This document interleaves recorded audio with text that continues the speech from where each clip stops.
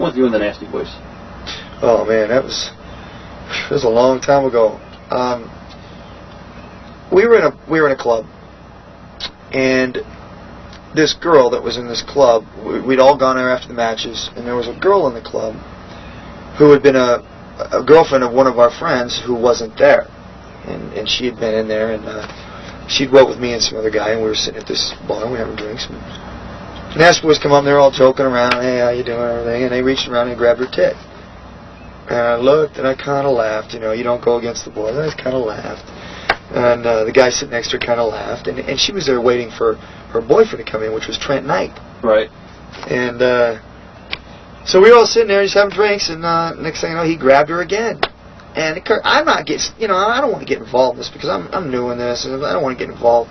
And so kind of joke again. And the guy next to me, next to this girl, started to get, you know, because he's the one that was watching that, he kind of started getting mad. Right. And, of course, I'm sitting there. Now they're making me look bad because I'm sitting there with them. And he's doing this with me there in front of me, making me look like, well, what are you going to do? Right. And it was like, and I finally said, hey, you know, enough's enough. I mean, you know, you've had your fun. Let's stop this, all right? Well, the blonde-haired one grabbed me in the face and pushed me. And I went off. And as I went off, this big bouncer there grabbed me, bear hugged me, and took me to the bathroom. And I was a big dude then. This guy was big. And he bear hugged me and he put me in the bathroom. And he was, Ken. And I was livid. I was, you know, pissed. So he goes, man, just chill out, settle down, catch them later. So, anyways, they went back. Somebody came back and said, hey, man, they're gone.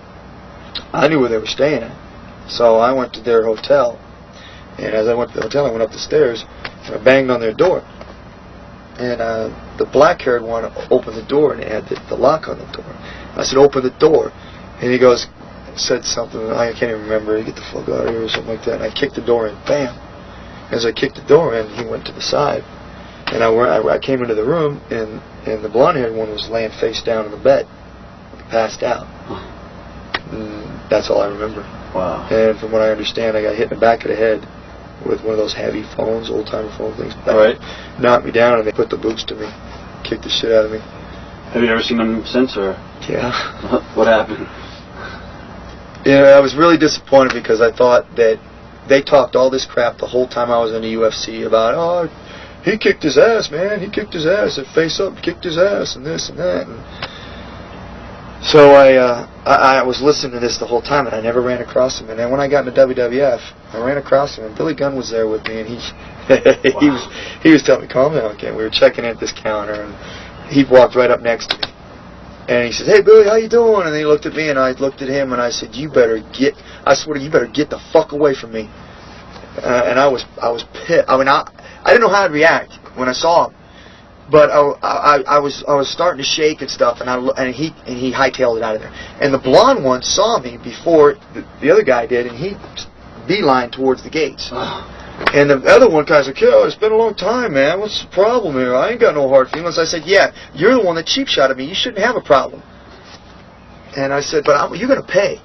And I said, "I ain't forgotten it, and it's still burning." And so he takes off, right? And I was facing him down right there. I was just daring him to do something. He turned around and walked off.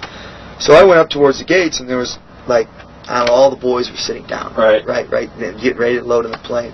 And he didn't see me. I'm sitting off to the side. He comes walking up, and he's not with the organization. He's doing independence. He comes walking up with all the guys sitting around there and goes, "Oh, what's Shamrock's problem, man? Somebody give him a chill pill." I blew up.